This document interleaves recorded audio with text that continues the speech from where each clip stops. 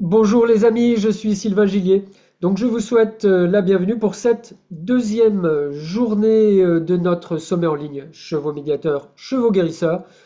Donc c'est une journée qui est entièrement dédiée aux nouveaux métiers de la médiation avec les chevaux, des métiers qui apparaissent avec différentes facettes, différentes propositions. Et donc, aujourd'hui, nous avons une offre vraiment innovante de la part de Marion Mangin, avec donc la plateforme Cheval Connect. Et donc, Marion est vraiment un excellent exemple de transition réussie. Elle avait un poste salarié au CHU, au Centre Hospitalier Universitaire de Bordeaux. Elle était attachée de recherche clinique, elle était donc dans la recherche clinique. Et elle a réussi cette transition où elle a créé une plateforme pour mieux connaître les chevaux et surtout pour savoir comment réagir en cas d'urgence, quoi faire en cas d'urgence. Marion est donc de formation scientifique en tant qu'attachée de recherche clinique et elle connaît bien les chevaux, elle pratique en tant que coach avec le cheval. Elle a suivi la formation de Catherine Sen pour devenir Equicoach certifié et également les formations en ligne de Linda Cohenhoff avec la formation Connection Focus Therapy pour mieux accompagner les femmes victimes de traumatisme. Elle est aussi secouriste en santé mentale. Elle a également participé en 2004 au championnat de France de Equifil et elle est formée en médecine traditionnelle chinoise et en podologie équine par Pierre Enoff et Catherine Kitt. Elle a une expérience de 5 ans d'élevage de chevaux de trait, de vaches, de chèvres. Et donc, pendant son travail d'attaché de recherche clinique, elle était ce lien privilégié entre les médecins et les patients dans le cadre des essais cliniques. Bon, vraiment une activité très prenante avec des responsabilités. Et elle gérait aussi son exploitation agricole. Elle avait besoin d'aide, elle avait besoin d'aider les autres. Et elle a lu ce livre de Raphaël Giordano, La deuxième vie commence, ta deuxième vie commence quand tu comprends que tu n'en as qu'une. Alors, Marion a décidé de se respecter elle-même, d'écouter les messages de son corps. C'est ce qui l'a mis sur la voie du développement personnel. Et donc, comme beaucoup d'entre nous, elle a été soutenue sur son chemin par une guide extraordinaire, sa jument, Uline. Et à la naissance de la fille de Marion en 2020, eh ben, ça a été une révolution intérieure.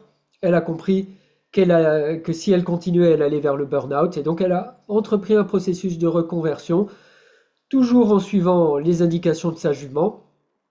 Et elle commençait à découvrir ce bonheur de se respecter soi-même en aidant ses clients à reprendre confiance en eux, en profitant de leur passion des chevaux.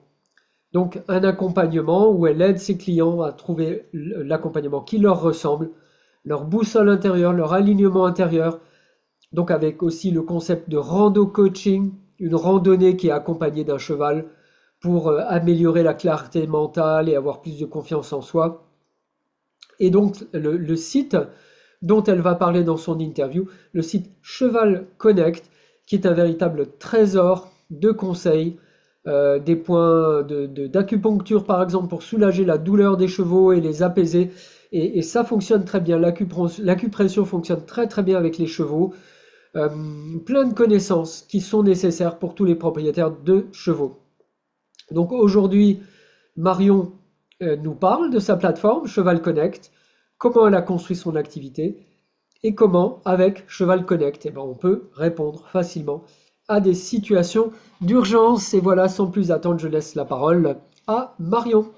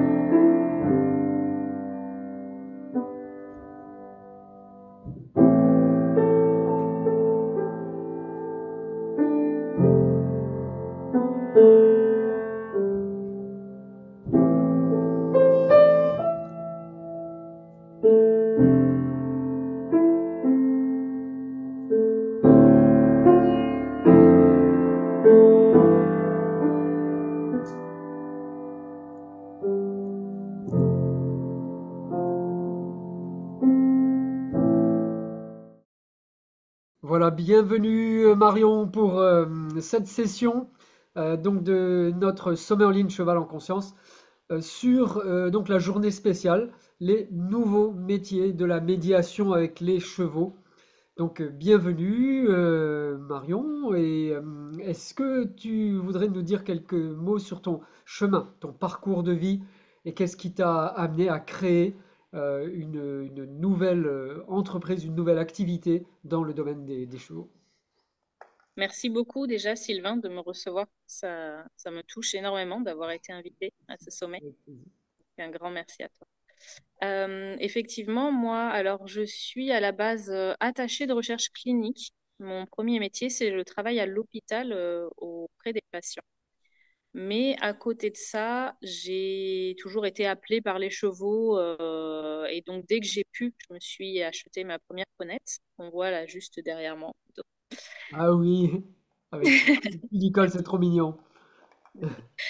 Et donc, bien, j'ai été en tant que propriétaire confrontée à toutes les petites problématiques et les grosses problématiques qu'on peut rencontrer avec les chevaux. Donc, en parallèle de mon travail à l'hôpital, j'ai commencé par me former à la médecine traditionnelle chinoise. Ça, c'était dans les années 2000. J'ai découvert en fait Christelle Pernot avec son premier livre sur l'initiation au shiatsu pour les chevaux. Elle a importé ça du coup d'Angleterre. Ouais. Et en 2000, c'était 2004. Et j'ai découvert cette approche qui m'a beaucoup marquée parce que bah, j'avais ma petite ponette là, qui était une potioque sauvage qui avait des écoulements en fait au niveau des yeux et des naseaux, mais qui n'étaient pas expliqués par le vétérinaire. Il y avait pas, bon, enfin, il y avait pas d'infection, il y avait rien de particulier, donc voilà. Et quand je me suis mis au shiatsu sur elle, en testant grâce à ce livre de Christelle Pernot, tout de suite ça s'est arrêté. Donc j'ai commencé à me questionner, bah, voilà, qu'est-ce qui se passe? Est-ce qu'on a une autre façon d'aborder la médecine Ouais, et les soins autant aux êtres humains qu'aux animaux? c'est ça. Donc, j'ai fini par me former, faire 3 années de médecine traditionnelle chinoise sur une école qui est à côté de Bordeaux. Oui, Et j'ai du coup aidé beaucoup de chevaux grâce à ça, surtout des chevaux issus de sauvetage, parce que bah, j'étais bénévole dans plein d'associations de sauvetage et chevaux de boucherie et tout ça. Et ça les a énormément aidés. Et puis, comme je suis très curieuse et très ouverte d'esprit, je n'ai pas cessé de me former à la nutrition équine. Je me suis formée beaucoup à la podologie, donc je pars mes chevaux moi-même depuis longtemps. Tout ce que j'ai pu apprendre, voilà, là récemment, j'ai fait une formation en aromathérapie, par exemple. Et voilà, à chaque fois que je peux apprendre, je lis énormément et j'apprends, je fais un max de formation et j'aime ça. Et je me suis rendu compte lors de mes consultations, enfin lorsque je promenais pour aller voir les chevaux des autres, lorsqu'ils avaient besoin d'aide en shiatsu, qu'il y avait énormément de méconnaissances ou de fausses croyances. Et en fait, lorsque où il y a des j'allais, choses traditionnelles parfois qui se transmettent comme ça bien sûr, de père en oui, fils dans le milieu agricole, hein. Il y a beaucoup de oui, connaissances ou habitudes peut-être, je sais pas comment on pourrait dire. exactement. Ouais, ouais, c'est ça. Et le problème, c'est que bah, les chevaux en pâtissent.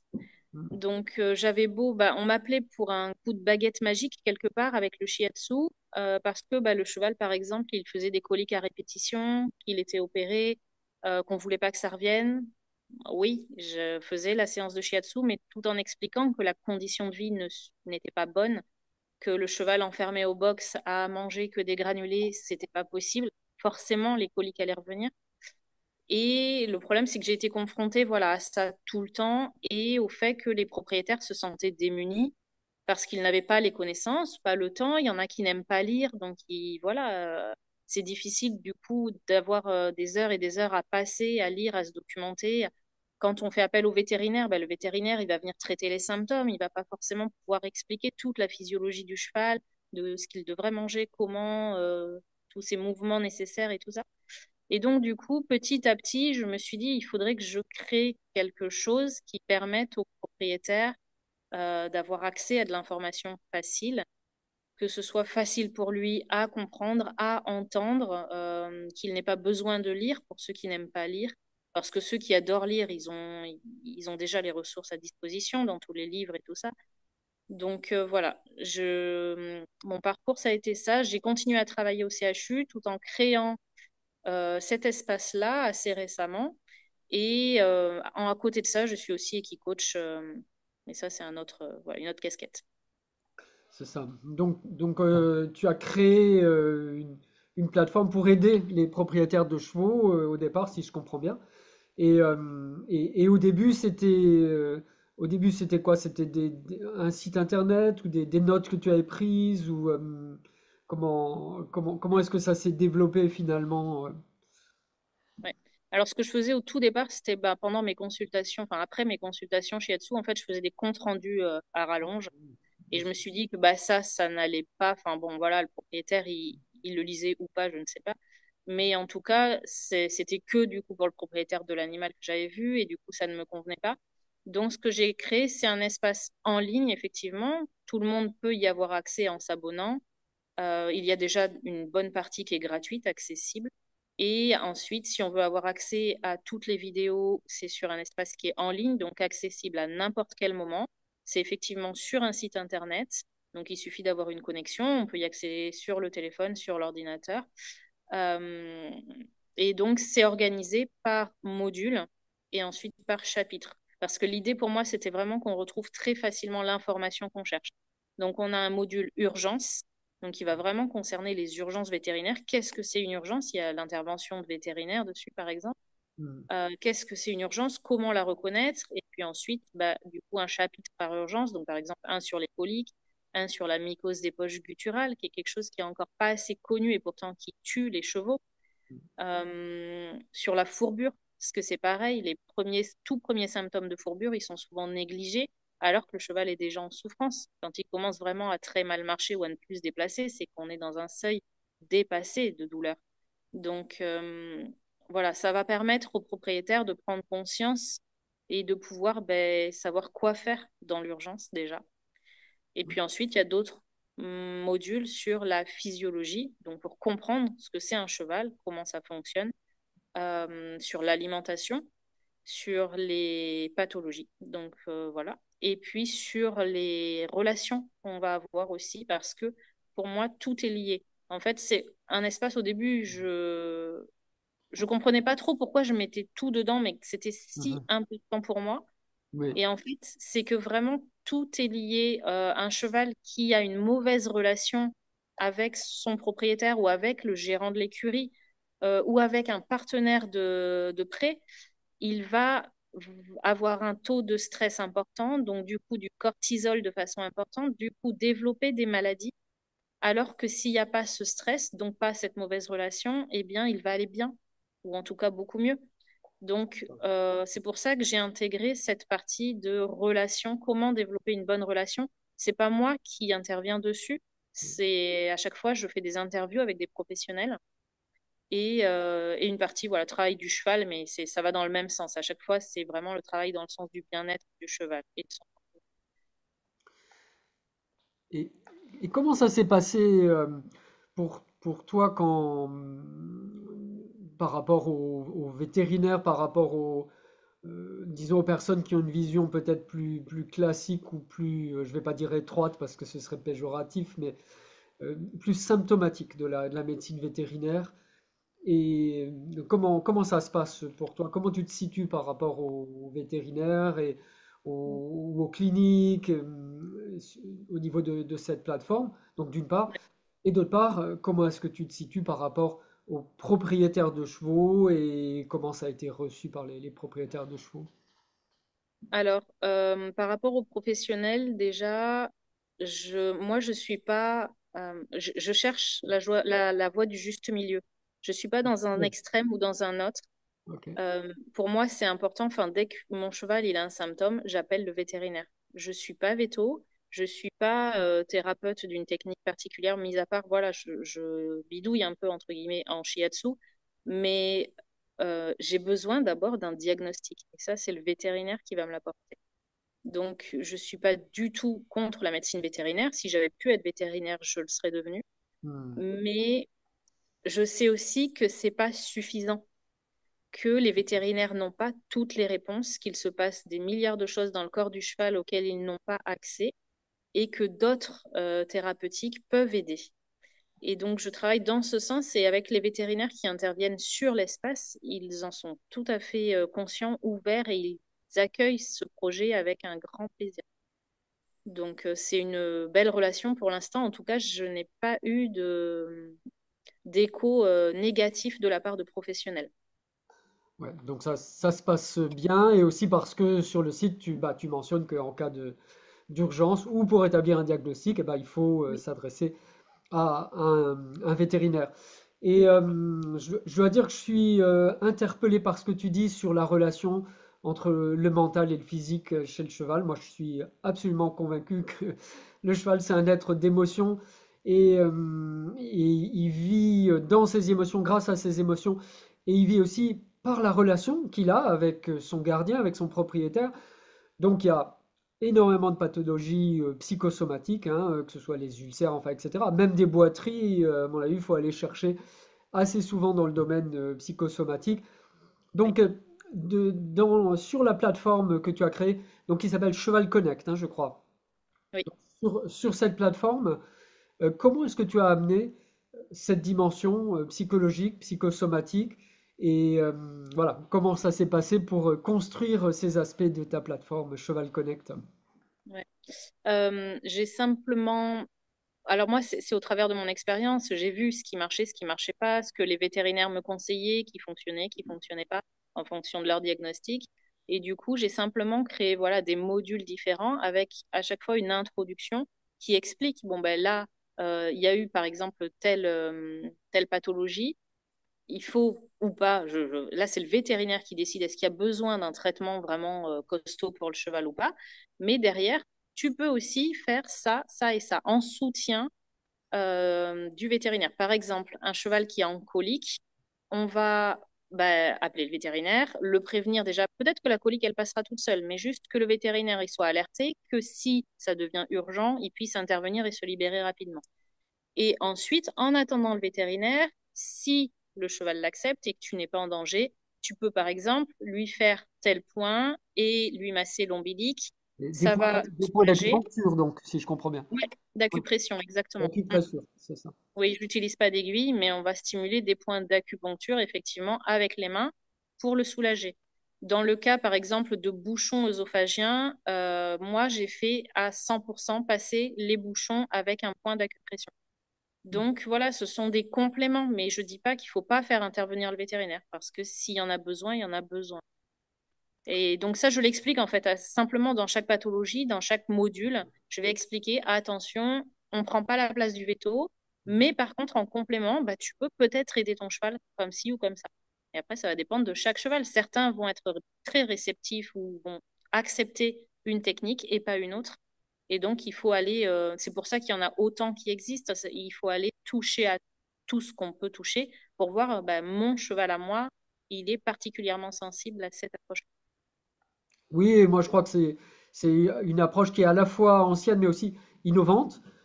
Mm. Et dans la médecine humaine également, il y avait cette approche, hein. Bon, moi je suis médecin de profession, j'exerce toujours en cabinet. Et c'est sûr qu'avec certains points d'acupressure, on peut beaucoup améliorer bah, des douleurs d'otite, des douleurs d'angine, etc. Chez les humains aussi, ça existe. Donc ça me semble vraiment intéressant d'apporter ça aux, aux propriétaires de chevaux.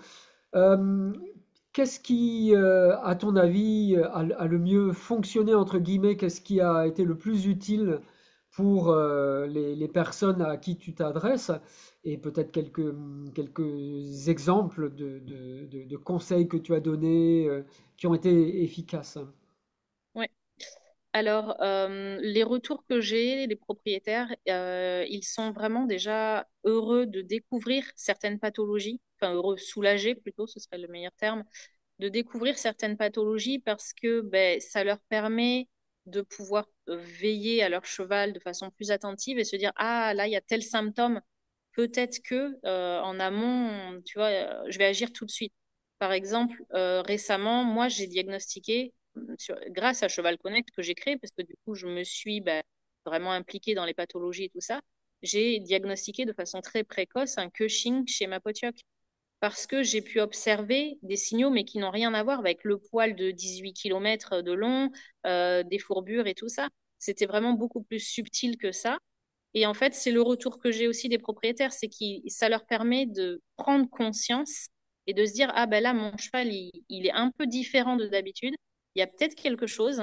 J'ai vu dans Cheval Connect que ça pouvait être lié à ça. Donc, je vais en parler à mon veto ou à d'autres professionnels pour voir s'ils peuvent aller explorer cette piste-là. Pour la mycose des poches gutturales, par exemple, ben, c'est quelque chose qui n'est pas assez connu, pourtant qui tue les chevaux, qui est en train de se développer. C'est une maladie qui est en train de se développer ces dernières années, malheureusement.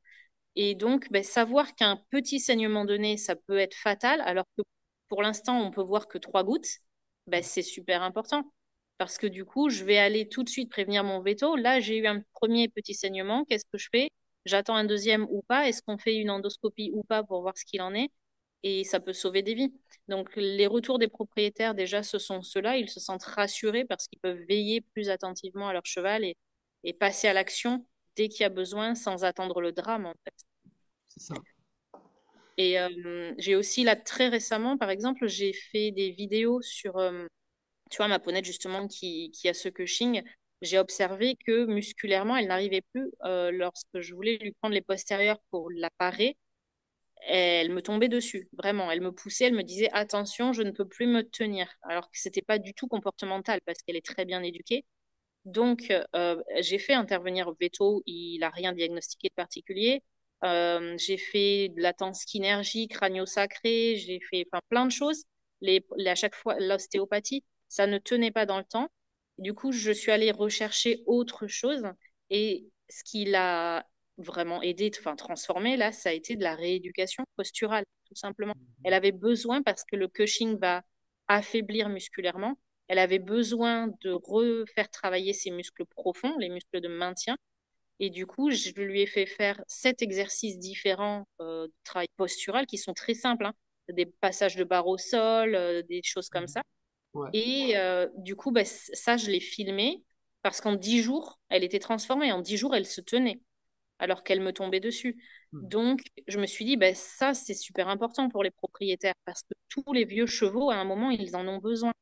Du coup, j'ai filmé ça et j'ai mis toutes ces vidéos sur Cheval Connect dans le module soins complémentaires, rééducation posturale. Comme ça, les personnes qui vont sur Cheval Connect, elles peuvent visionner ces vidéos qui sont courtes, les exercices sont simples et elles peuvent le mettre en place avec leur cheval. Et voilà, en 10-15 jours, le cheval peut se sentir beaucoup mieux dans son corps. C'est ça. Et dans ta pratique, tu t'adresses aux propriétaires de chevaux. Et comment ça se passe pour les chevaux qui sont en centre équestre et est-ce que tu t'adresses à eux et En soi, quand je l'ai créé, je me suis dit, en fait, ça s'adresse à tout le monde. Ça à tout le s'adresse aux monde? propriétaires, ça s'adresse aux futurs propriétaires, celui qui a envie de bien, enfin, d'avoir toutes les cartes en main, en fait, un maximum de cartes en main avant d'être propriétaire pour se sentir vraiment légitime dans sa place de propriétaire, enfin, voilà, à l'aise, parce qu'il pourra gérer en conscience la santé de son cheval. Ça s'adresse aux cavaliers qui sont curieux parce qu'on parle de physiologie, de qu'est-ce que c'est vraiment un cheval, de la relation et du travail avec le cheval. Donc en fait, en soi, ça s'adresse à tout le monde. Tous ceux qui sont amoureux des chevaux, qui ont des chevaux dans leur quotidien et qui veulent veiller sur eux, ils sont concernés, enfin, ils trouveront des pépites sur Cheval Connect. Mais de ce que j'ai observé, ceux qui achètent l'espace, ce sont des propriétaires C'est ça. actuellement. Enfin, parce que c'est ceux qui se sentent les plus concernés et ce sont les propriétaires, j'ai envie de dire, qui ne voient pas leur cheval comme une bicyclette, quoi. Qui ont vraiment envie de s'investir pour leur santé, de faire au mieux, d'avoir un maximum de ressources à disposition. Voilà. Tout à fait, tout à fait. Est-ce que tu penses qu'il y a eu un changement depuis les 5-10 dernières années par rapport au bien-être du cheval, et à la notion du bien-être du cheval? Et si oui, quel genre de changement? Est-ce que les demandes que tu as eues ont changé? J'ai observé beaucoup de changements, beaucoup de prise de conscience, oui, de qu'est-ce que c'est un cheval et on va essayer de respecter au maximum sa physiologie. Ce qui m'a, ce qui m'embête un petit peu, c'est parfois cette dichotomie, c'est-à-dire qu'on est passé de tout à rien ou de rien à tout. Et certains propriétaires vont, par exemple, des fois, je suis contactée, on me dit, ah oui, ton espace, il m'intéresse parce que moi, je veux faire du 100% naturel. Je veux, voilà, je monte plus mon cheval, je vais juste lui faire des bisous au pré et je passe en vermifuge naturel, en traitement que naturel et je veux rien d'autre. Et Mhm. ça me dérange aussi, en fait, parce que bah, c'est bien d'aller dans cette direction-là. Par contre, le cheval, le jour où il a besoin d'un traitement, faut pas se dire il y a que du naturel qui marche. C'est pas vrai. Un cheval, s'il n'est pas vraiment dans, enfin, par exemple, pour la vermifugation naturelle, il faut vraiment faire attention. Le faire, oui, mais sous contrôle. C'est-à-dire, on va faire des copros, on va vérifier que oui, ça marche bien sur mon cheval. Moi, j'étais sur ce système-là. Là, ma vieille jument qui a 34 ans, ça fonctionne plus. Elle a besoin d'aide. Donc maintenant, c'est du vermifuge chimique pour elle parce qu'elle a besoin de plus. Mais voilà, c'est le faire en conscience, en fait. Mon espace, il est vraiment là pour faire les choses en conscience, tu vois. Donc, oui, les mentalités évoluent, mais il faut faire attention à ne pas partir dans l'extrême inverse. Mais oui, j'ai l'impression qu'on prend de plus en plus en considération le cheval comme un être vivant, un être qui a des émotions, un être qui ressent, un être qui peut nous accompagner vraiment de façon très importante et profonde aussi en tant qu'être humain. Mais voilà, il faut veiller sur lui et pas aller dans l'extrême inverse, quoi. Oui, c'est certain. Et justement, comment est-ce que tu as créé cette plateforme? Est-ce que tu as commencé avec les aspects, les urgences, ou au contraire avec les aspects psychologiques de la relation? Peut-être quelques mots sur comment ça s'est construit. Ouais. J'ai commencé par ce qui était le plus urgent à mes yeux, donc effectivement les urgences, la physiologie. Ouais, ça a été vraiment. J'ai mis, mais en fait, après, j'ai ouvert l'espace. Il y avait déjà 70 vidéos disponibles. Donc, je touchais déjà un peu à tout parce que je voulais que tout de suite les propriétaires aient accès à tout. Mais quand je l'ai construit, effectivement, je me suis d'abord mis sur les urgences, interview avec vétérinaire, et puis sur la physiologie, vraiment la base de la base. J'ai interviewé des comportementalistes qui, voilà, interviennent dans Cheval Connect. Euh, et ensuite, les maladies, les différentes maladies qui existent et comment les traiter en soins aussi alternatifs, hein, comment aider le cheval en plus avec des soins alternatifs. Et ensuite, maintenant, bah, après, un espace qui évolue tous les mois, hein. Je rajoute des nouvelles vidéos. La connaissance sur le cheval, elle est infinie. Donc, je rajoute des nouvelles connaissances tous les mois, des nouvelles pathologies, des nouvelles, enfin voilà, des nouvelles choses que j'ai testées aussi, hein. J'avais fait un premier chapitre sur l'arthrose, et puis Oui. là, ben, ma ponette, elle en souffre, je teste de nouvelles choses, je le mets dans l'espace. Voilà, moi j'ai ça en plus qui a marché. Si tu as besoin, tu peux essayer ça. Et voilà.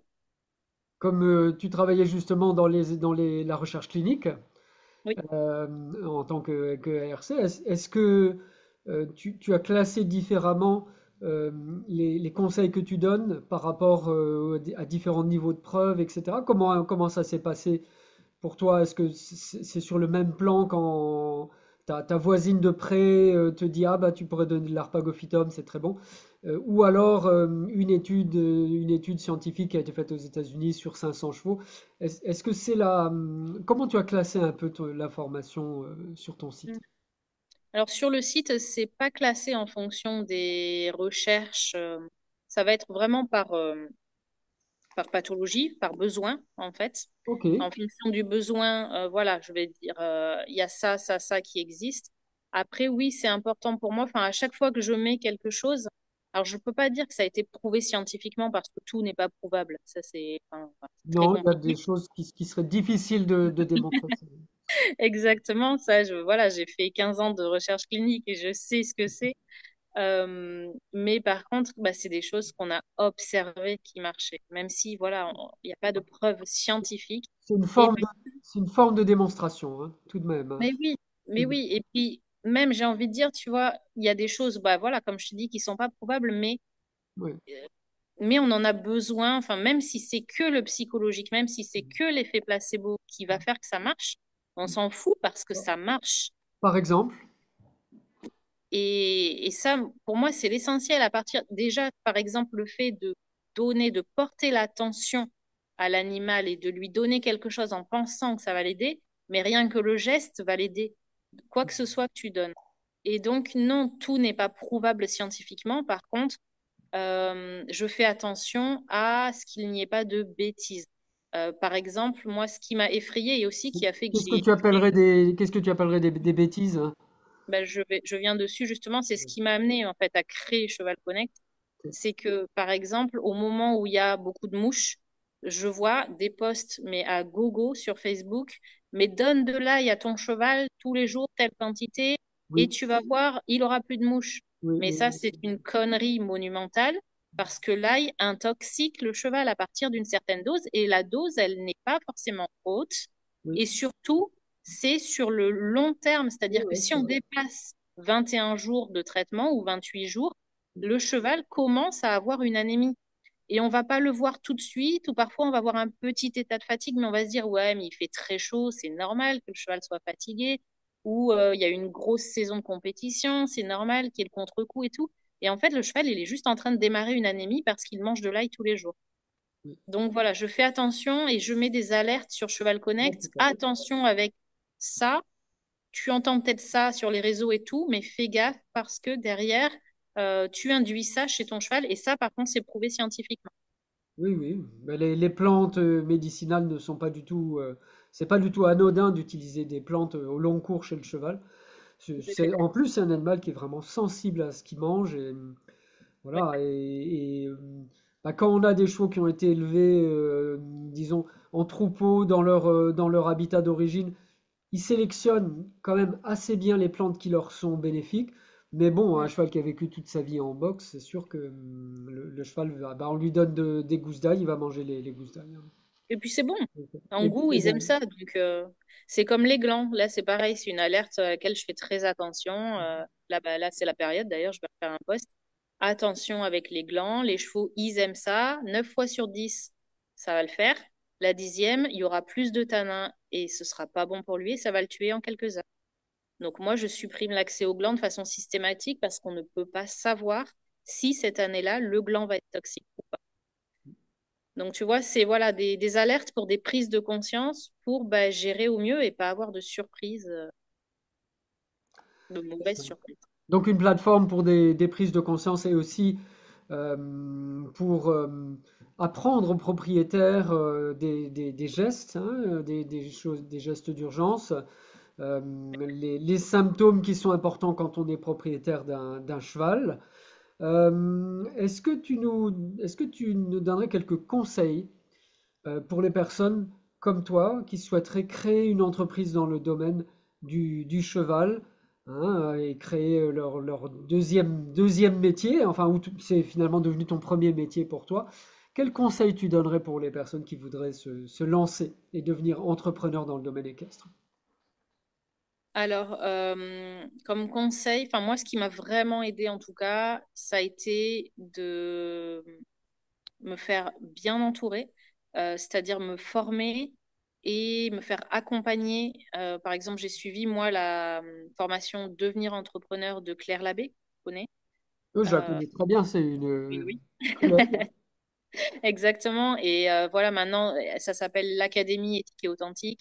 Et c'est vraiment très important d'être accompagné, que ce soit par elle ou par quelqu'un d'autre, parce que l'entrepreneuriat, c'est difficile.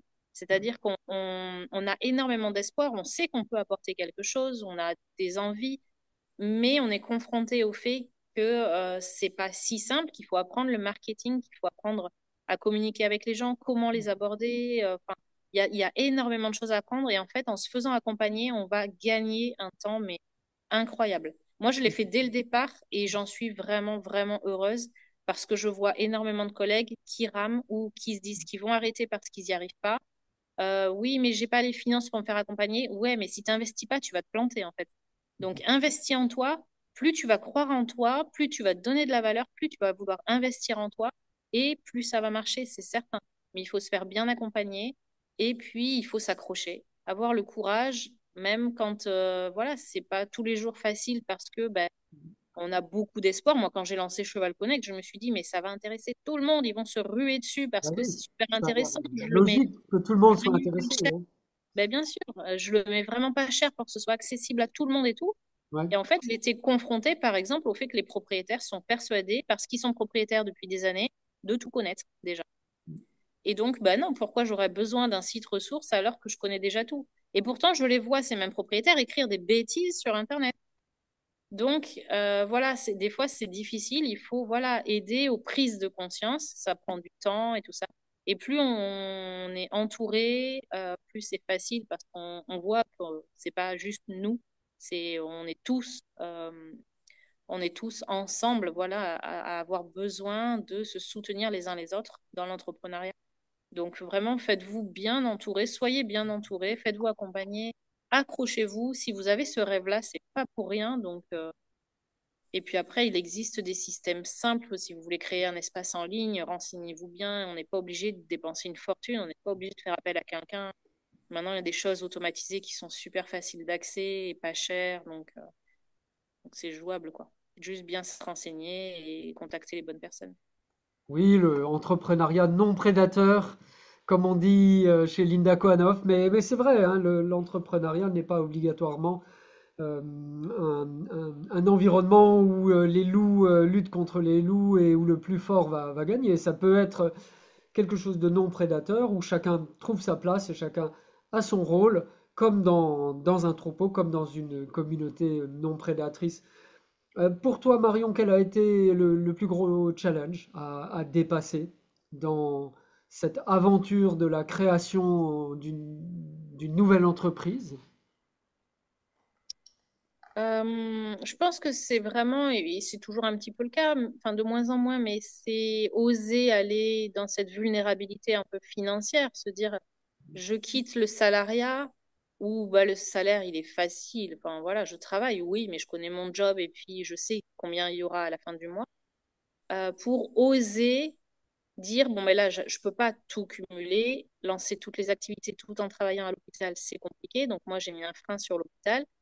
Et en même temps, je sais que voilà, pendant un an, 2 ans, peut-être trois, ça va financièrement être pas forcément simple. Donc, mais je m'accroche à ce rêve. Pour moi, ça a été le plus gros challenge, c'est oser s'accrocher et se dire que oui, ça va le faire. J'ai aucun doute que ça va le faire. C'est juste par quel chemin je vais devoir passer pour que ça le fasse. Mm.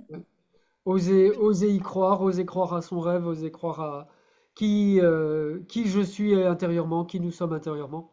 Et Ouais, les chevaux nous aident. Je suis vraiment oui. persuadé que les chevaux nous soutiennent.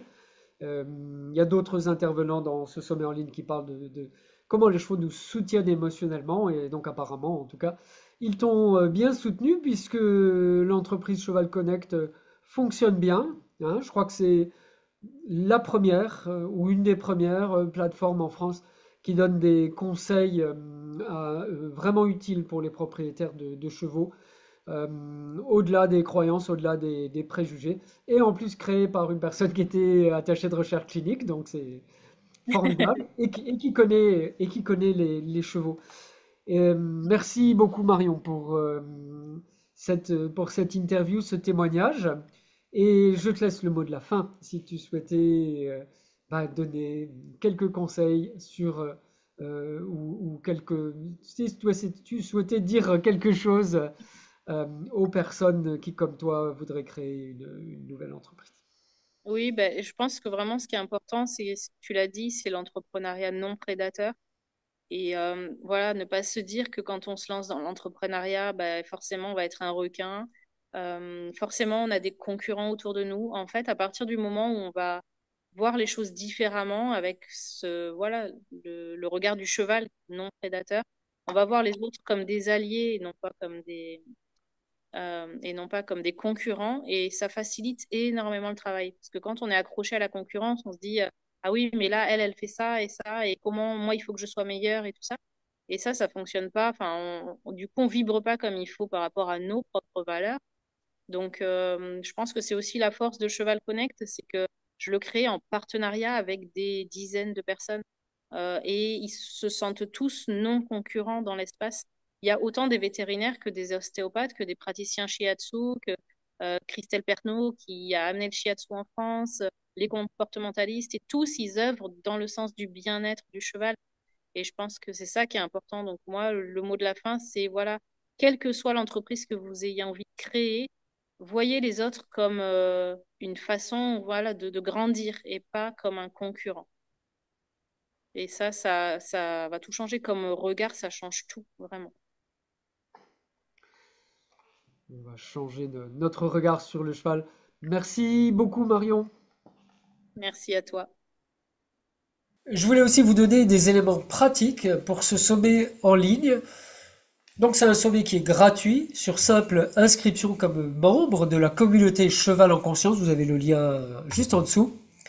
Une communauté où il y a déjà plus de 1500 membres.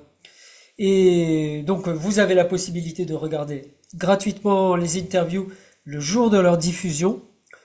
Ou alors, si vous voulez les regarder plus confortablement au moment où vous le voulez, vous avez la possibilité d'acheter un pack replay. Donc pack replay pour le montant de 97 euros. Vous avez accès à plus d'une trentaine d'interviews, plus de 35 heures d'interviews sur les chevaux médiateurs, sur les chevaux guérisseurs, avec des témoignages exclusifs de la part des nations amérindiennes, du chamanisme. On a interviewé donc cette chamane de Sibérie, et également des professionnels du cheval en France qui parlent de leur métier, comment est-ce que le cheval peut être intégré dans des pratiques de psychologie, comment il peut être intégré avec la théorie polyvagale. Donc tout ça, vous avez la possibilité d'acheter un pack replay pour regarder confortablement les interviews. Et je voulais aussi vous dire qu'une part des bénéfices de la vente de ces packs replay sera reversée à l'association Equidolce. C'est une association qui est vraiment chouette, vraiment un beau travail de cette association qui crée un refuge pour les chevaux. Et on a vraiment à cœur de soutenir, d'aider cette association Equidolce avec Cheval en Conscience. Inscrivez-vous, c'est gratuit, n'hésitez pas, et vous aurez accès gratuitement à toutes nos interviews. Voilà les amis, à bientôt.